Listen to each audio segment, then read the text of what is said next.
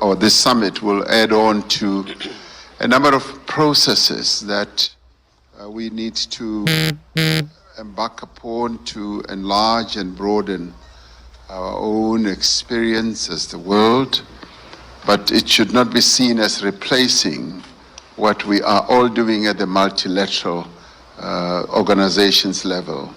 In other words, we should still remain centered around what we are doing in institutions of the UN. So this summit should add on to that and yes, bring about an influence, but should not precede and seek to influence negatively those processes.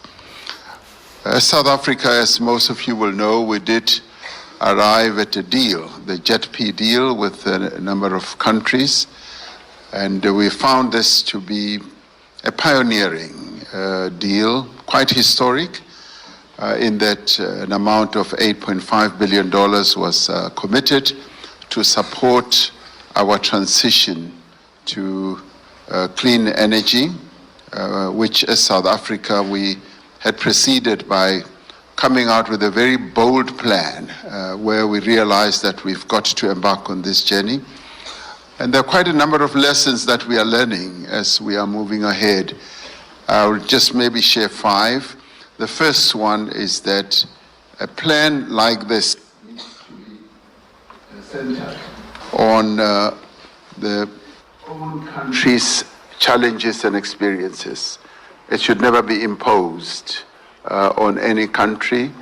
In our case, we've had to take into account our own experience as a nation and as a country, where we are dealing with challenges such as unemployment and poverty, and also dealing with a history of division in our own country, of racial division and all that. So any plan of this nature that helps the country to transit needs to take into account the circumstances of any country that is going through this type of plan. The second one is we've had to say this should be a just transition. It must take into account the existential situation of various communities, particularly workers who work in fossil fuel establishments. What happens to them when we transit, to their job situations, communities who live in those areas.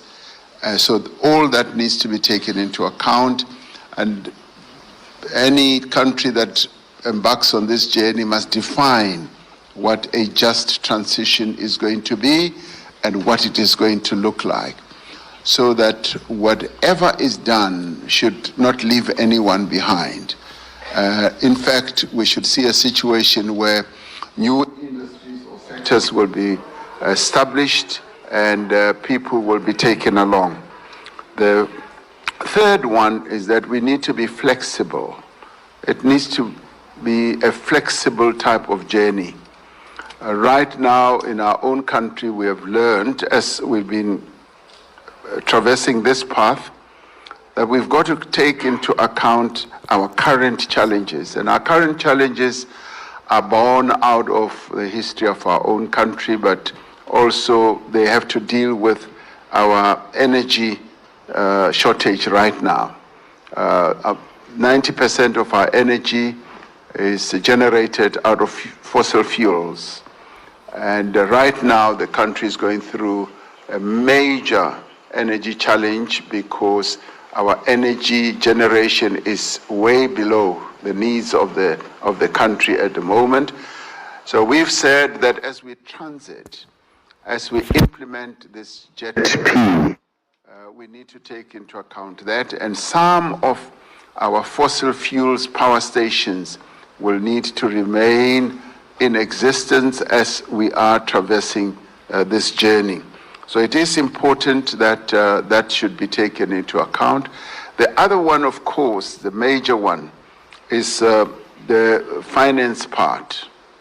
What we did after making our clear, bold statement, as well as after reaching this JETP deal, and having been offered 8.5 billion in the form of grants, in the form of concessional loans, and in the form of plain vanilla loans, we found that actually we're going to need much more, up to $98 billion,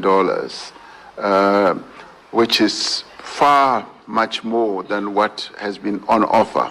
So therefore, we therefore need access to funding, and the funding has to be innovative. Funding has to increase on the grant size, and also the concessional loans also need to be considerable. And where we have gone to now is that we have found great understanding from our partners about our situation.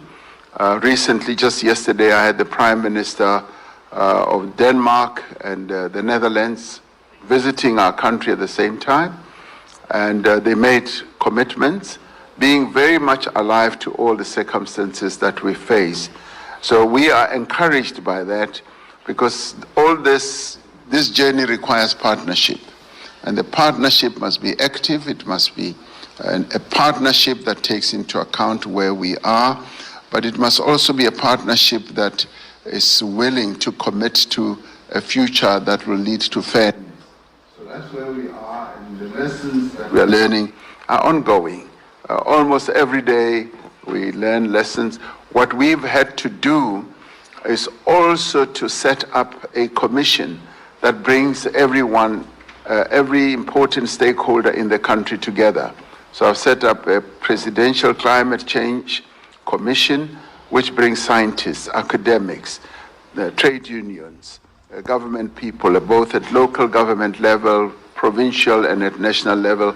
So all of us participate in this type of debate, and it's becoming a very rich debate, because nearly everyone participates. It's not just government imposing its own will and wishes on our people.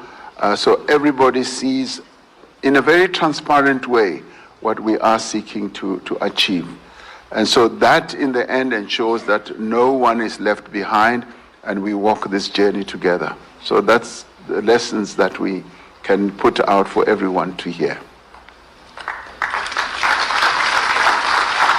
Thank you for your words, Mr. President. Thank you. And we're quite happy to see that the nations are joining the JP.